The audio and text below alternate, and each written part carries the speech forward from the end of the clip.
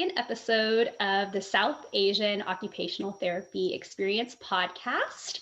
I am here today with Puja Gohel, and we're going to be talking about dating as an occupation, but from a South Asian context.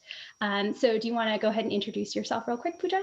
Sure. Hi, Sheila. First of all, thanks for this awesome opportunity. My name is Puja Gohel. I am an occupational therapist that works currently in a neuro rehab setting.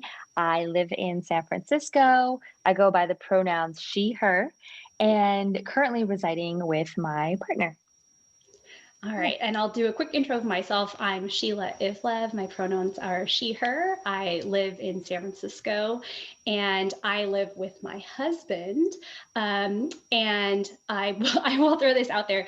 So I've been married before, so I'm living with my second husband right now, and I am in private practice mental health and wellness. So we're going to focus on dating as an occupation. And typically, occupational therapists focus on helping people find romantic partners and kind of things like sexuality and social participation when they're working with people on addressing dating. But we're going to kind of get into some like contextual, cultural things that you probably won't find in a textbook. So I think we should probably start with marriage. Like one of the things that that came up when Pooja and I had chatted before was that we actually have a lot of things in common. So we are both heterosexual. We're both Indian American. We were both raised Hindu. We both have like similar family dynamics where there's two sisters in the family and our parents are still together, but how our parents got together are different stories. So do you want to share a little bit about your parents' marriage situation? Yes, definitely. They have I feel like a very Bollywood tale to them coming together. My dad saw my mom one day coming out actually on her porch, and she was coming out to water the plants. And I think it was an instant connection. I mean, of course, the parents didn't approve, and my mom immigrated to America, and he wrote love letters to her, trying to win her over. And long story short, I mean, they were secretly dating for a while, and then my mom convinced her parents that this was someone she wanted to spend the rest of her life with. So she went back to India without her parents and had her ceremony and was married. And then was it a secret wedding or? It was not a secret wedding, but neither parents were actually present during the wedding. So I think about how at that point in their lives, how rebellious that actually was. Yeah.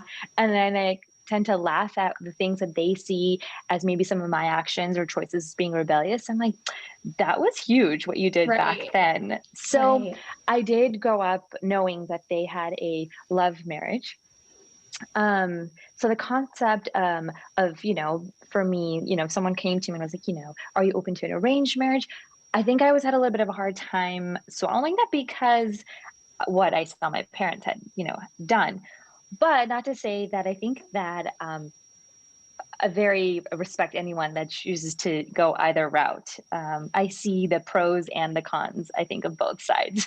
Yeah, and I think we can probably take a step back for a minute because not everyone's familiar with those terms, right? So in South Asian culture, there's love marriage and there's arranged marriage. And so what your parents did, back then it was rebellious, but still to this day, I feel like that can be pretty rebellious. Like some families are super traditional. Not as many families are traditional that have grown up outside of South Asia, but it still happens. It's still, people still have arranged marriages. My parents, for example, my dad was in the United States and they put ads in the paper.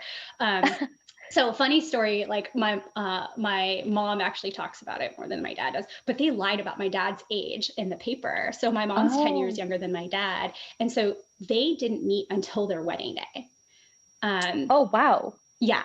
So their families had met with each other and set everything up. So my mom and dad showed up on their wedding day to get married and had no say in it. So they're still together, but again, that's kind of like a traditional thing, right? So, So yeah, so there's two kinds of marriage: love marriage and arranged marriage, and both still happen to this day. Speaking of arranged versus love marriage, it makes me think about that Netflix show Indian Matchmaking, which was like super popular recently. So like, I just want to start with, what do you what did you think about that show, and like, does it really reflect how things are done? Oh man, I definitely have mixed feelings about the show. I think that it served a very good purpose, like entertainment purpose, Mhm. for the wider audience on Netflix. I have so many non-Indian friends that were texting me, be like, "Oh, is this what your life is like? Like, I understand what you're going through now." I'm like, "No, that's not a representation of every South Asian person's dating life." But I do think that it's so much truth also in Yeah. the business aspect. Like dating here, I mean, we have a lot of autonomy in dating, but dating there actually, I mean, they've made it it's a business Yeah. actually. So, um, I do think Simanti, she got a very good platform for her business. And I think that the way they portrayed how submissive the woman has to be still, in the whole process. I think it hurt a little bit to see because I think there's an element of truth Yeah. in it. Yeah. And I would say, I mean, again, like, one of our limitations is like, we were born and raised Mhm. here, right? We're pretty Mhm. separated from, we didn't grow up in South Asia. We didn't live in South Asia. So, but, some of the things I feel like Yeah. it was actually super controversial. So you have like American friends that are Mhm. like, oh, this is so cool. I get to see what it's like. Yeah. And then you have some South Asians, particularly Indians, like, well, this isn't actually how it is. We were portrayed differently, but like I'll just kind of jump into some of this that we probably can't get into too much detail, but like things like dowry and like caste and like social status and like really like those domestic roles and like how submissive a woman is supposed to appear and like certain educational expectations. I think I cannot remember the Mhm. name of the characters, but like one of the male characters like didn't want to marry somebody who wanted a career because he wanted her to just like be a wife, like that was going to be the rest of her life after they got married. Mhm. And so some of those things like people weren't happy with it, but those are some like real expectations for people, right? Yes. Yes, and And actually, not I mean, everybody. right, and I think we can to tie back to occupational therapy, I mean, let's talk about the gender roles that are important in the Yeah. South Asian community. I mean, there's nothing wrong with being a stay-at-home mom. There's nothing wrong, to fulfill your role if to be a very good wife and a good mother. But I think the show tends to emphasize that those are the most important things. Right. I also loved, I think a lot of people could relate. There was one girl who was the fashion designer, and Yes. she was like the go-getter, didn't want to compromise on anything. And I think that I feel like is like a good modern representation Yeah. expressing like I am an active part in choosing my partner. Yeah. Yeah, and I think a lot of what was left out is like, the big thing on the show, and it's common in matchmaking, is like the bio data, right? Like it's a Mhm. resume. It really does not show who you really are. And so it's like Mhm. what some people don't realize is that, especially in present day. So, I mentioned my parents, like they were matched Mhm. up and they had absolutely no choice, never met each other, didn't have a Mhm. say in any of it. But present day, it's like regular dating, right? Like Yeah. your end goal, or like, the length of your long-term goal might be a little bit shorter, right? Mhm. Like, Mhm. for the most part, people are looking for long-term commitments in marriage in this process, Mhm. but it's like, you get to go on dates, you get to say no, like you're not stuck with a person just because you saw their bio data and you're like, okay, this Mhm. seems like a good fit. Yeah, actually, can I ask you if you've Yeah. experienced having to make your own biodata, or if your parents have Yeah, no, tried no, to? no. I was actually going to ask you the same question if you had any pressure. So, my dad's been in San Francisco for, or in America Mhm. for over 60 years now. So the reality is they've assimilated, and we didn't grow up with too many Indians in this community. And so there really wasn't too much pressure from them. And I'm like pretty outspoken. So they kind of knew, like, do not go there. So, the first time I was married, I married a white man. And I'll be honest with you, I don't think I would have married him if I felt like I could live with him, So, one of the things that is huge in South Asian culture is this whole concept of, like, what will other people think, right? And so your parents might actually be okay with it, but they're more worried about other people's judgment. And so for me at the time, I started dating someone in college, and I couldn't live with him. And so I finished college, I wanted to live with him, and I felt pressured to jump into marriage. So I didn't really know this person, and we got married, and it was a mistake. I've learned from it for sure, but it was just like this pressure. So I kind of jumped off topic. Like, I didn't have any pressure to have an arranged marriage, never had to do bio data, because I jumped into marriage like right out of college. What about you? Thanks for sharing your story. Yeah. So I wouldn't say that my parents are as modern as you. I definitely think that they've assimilated to the culture here based on just seeing my experience, my sister's experiences. My mom asked me to make a biodata probably a year ago after I'd been in a relationship and things hadn't worked out. And she's like, well, let's give this a shot. I don't think that it's a bad thing. I think a lot of people are connected in that way. I just knew that it wasn't for me. I don't think that piece of paper, I don't think that was a representation of who I was. I tried really hard to see, like, okay, how can I create like a snapshot of me, what's important to me, put some thought into it. But at the end, not something that was for me. I appreciate that you were open to it, because I'll be honest, like, I think, or I know that I would have been very, very resistant to it. Like, I think a lot of it has to do with, like, just our upbringings, right? Like, knowing that my parents were forced to marry one another, knowing that that's not actually what my mom wanted. She wasn't ready for marriage, but you kind of have to do, especially back then, you kind of have to do what your parents want you to do. And I think that societal pressure exists in, like, every culture, right? There's kind of an age that you're supposed to be married, you're supposed to have children. And so, like, it's just a matter of how you were brought up on, like, how much pressure you feel internally, like, do I have to conform to this or not? So I appreciate that you were at least open to it, because like, your family dynamics were different as well, right? Your dad pursued your mom, they had this like romantic elopement. So, so it's like definitely different, like, having not seen your parents go through that. I agree. And I also think that there was a part of some resistance coming from my end, because I was like, well, you didn't have to do this. Right. Why do I have to do this? But it's just a strategy. I understand, their intentions are in the right place. So yeah. But then I think about also, what is the difference between the biodata that we create on paper that gets passed around, via email within the community, and the profiles that we make? Yeah. Dating profiles. When people ask about arranged marriage, I equate it to like Match.com.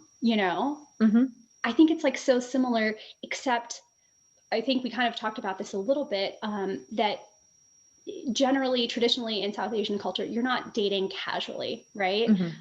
So you're dating for several things, like we talked about offline, but you're, at least in the United States, when you're dating, you can date casually, you're dating for fun. It's a hobby, it's an occupation, right? Like, you are doing a little bit of self-exploration in the process.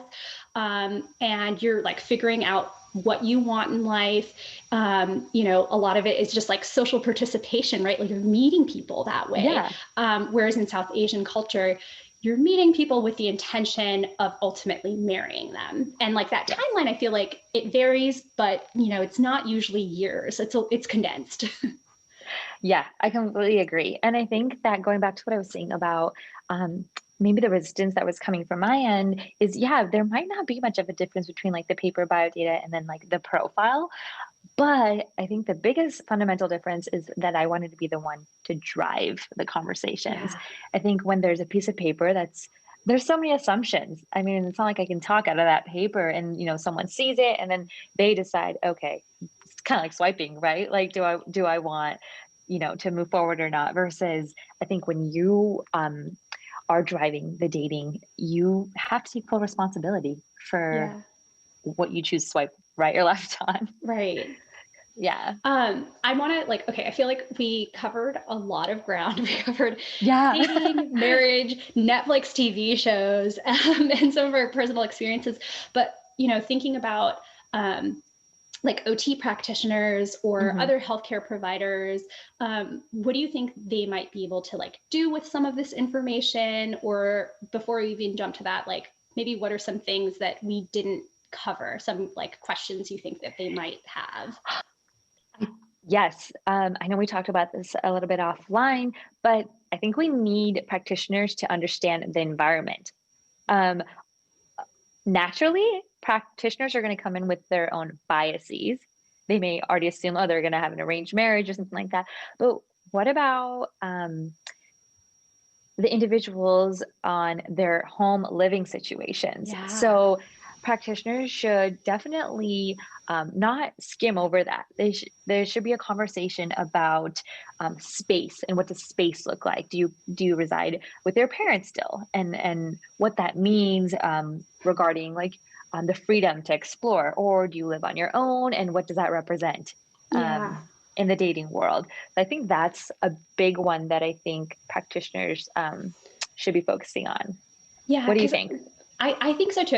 I think, we talked about like environment and context, and it's like Hmm. in South Asian culture, it's common to live with your parents until you Yeah. get married. And even after you get married, you might still live like with your parents, or you Yeah. can flip the script and say your parents live with Hmm. you at that point, right? And so that is Hmm. very common to have like a multi-generational household, right? Hmm. You might be married, you might have kids, and you still have parents living with you, and that's pretty typical. Yes. Um, and then, I brought up for me, Hmm. with my first marriage, I feel like I rushed into it because Hmm. it just wasn't acceptable. My parents were not okay with me living with this person if I wasn't married to him. Hmm. And so I married again, but I knew that I had to live with a person because I was like, I'm Hmm. not going through my divorce again.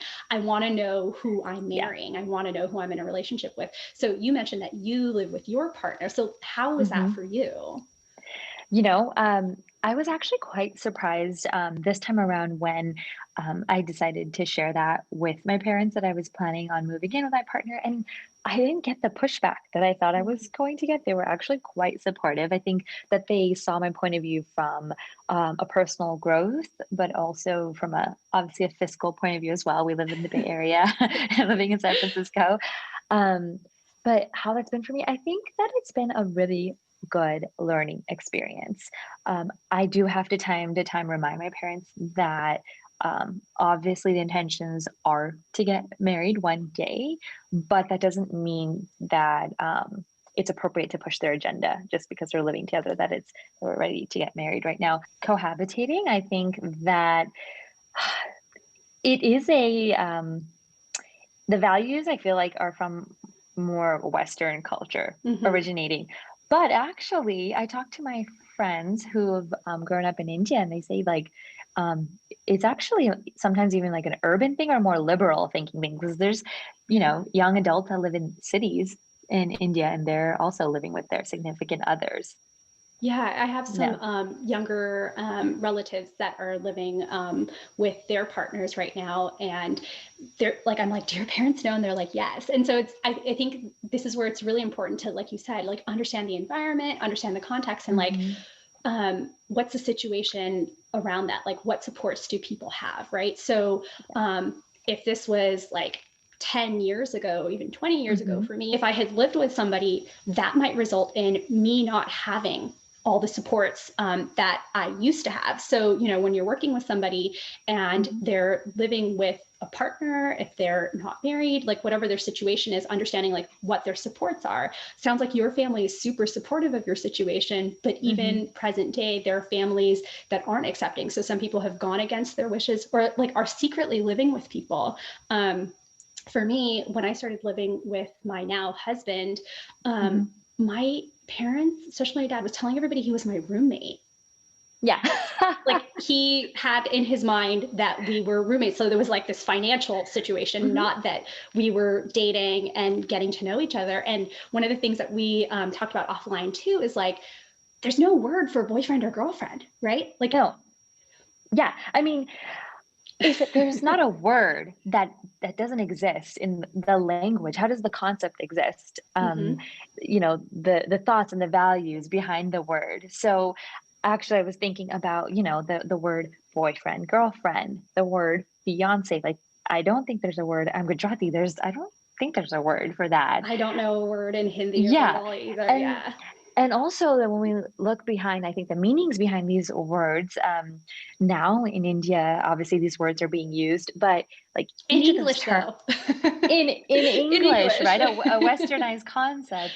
I mean, Right. these terms actually are starting to also represent stages that people are going through, the boyfriend girlfriend phase versus like being engaged phase versus getting married. I mean, to my parents, they probably really have a hard time understanding what the difference is between a fiance and husband. Right. Yeah.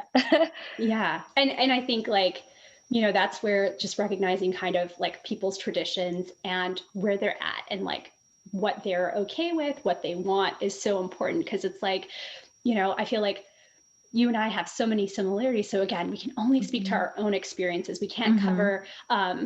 We can't even cover other South Asians that are living in this country, right? Like it's just our own Yeah. experiences and what we're able to get from it. But it's like, okay, what can you get out of this? What are some Hmm. considerations when you're working with people that don't have the same experience as you? Hmm. One of the things that I feel like I say constantly is like, just ask people, like if you Hmm. can ask respectfully and explain why you're trying to get information, for the most part, people won't have any problem sharing some personal details. As a practitioner that may not think of this, is the person from a South Asian background, the concept of space is very different. Sometimes Indian parents don't think it's necessary, or don't even it doesn't even occur to them that their child needs the space to be dating, like physical space, personal space, whether it's like having the space to just be on a phone call or FaceTime, or Mhm. even just the space to like maybe you want to bring them into your home, but you have to think of like 10 other things. So yes, the concept of space, and also concept of time. Yeah.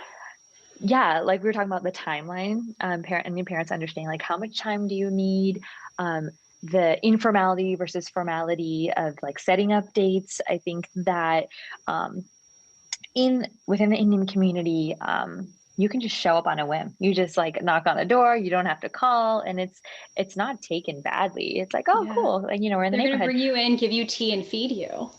Exactly. We are such a hospitable, Yeah. culture, versus dating and in more of a westernized culture is quite formal. I mean, Hmm. you have to set up every day, the time, yeah, even how long it is. And like what you're going to wear. I remember dating, it was Hmm. very much like, well, what are all the things that we're going to do? So I know like how to dress for it, especially living in San Francisco, right? Like you have to dress for the weather too. Yeah, that's actually really a good point. And then looking at it from an OT lens, also, um, w- what like how you dress and what that represents. Also, Hmm. grooming looks different in Yeah. the South Asian, and how you do your hair, how long your hair is. Like, a woman with long hair, what that symbolizes to someone, a man dating versus a woman who has a short haircut. I think that all of that symbolizes different things in the South Asian community. Yeah.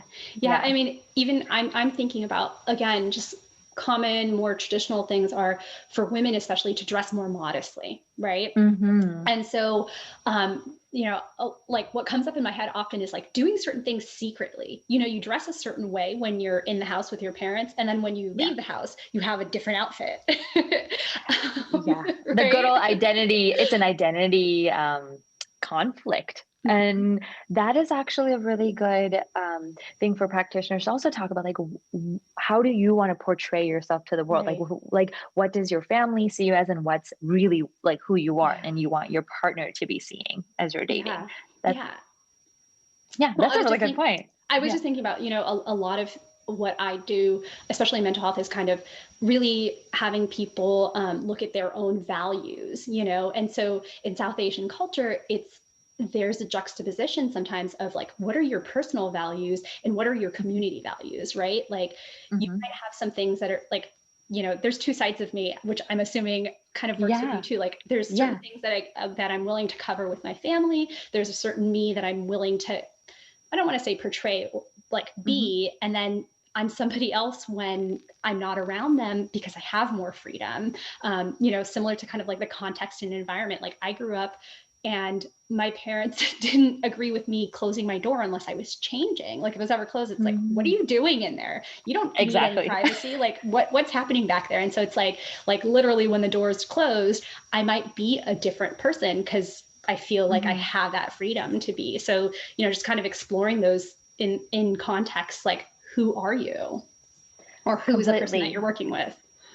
Completely. And going back to values, I think that in dating, your family may want you to focus on you as a person that focuses on just family values versus individualistic thinking. There might not be Yeah. room for you to be talking about that. Yeah. So that's an important thing to, yeah, Yeah. I pay love attention that to. because it's like, as an occupational therapy practitioner, Hmm. you might actually be creating space for a South Asian individual to really Hmm. explore like who they are, what they want in life, what their values are, what roles they see themselves in, like how they want to prioritize their occupations, because sometimes we don't even have, like, there's no space for that, right? I agree. And I can speak on personal experience on that. I think that for so long you're told what to do, you're told what is good for you, and then you realize, wait, are those things that I want? Or are those things Right. that people have always wanted for me? So I think it's such a beautiful thing that as an OT we can create space for people to explore that. I think overall, people who are listening to this should be walking away just feeling a little bit more mindful about, like we just said, the barriers, the context, the environment, and I think it's great that we are starting a platform to be having these conversations Mm-hmm. in relation to dating. Yeah, that doesn't exist, and now it does.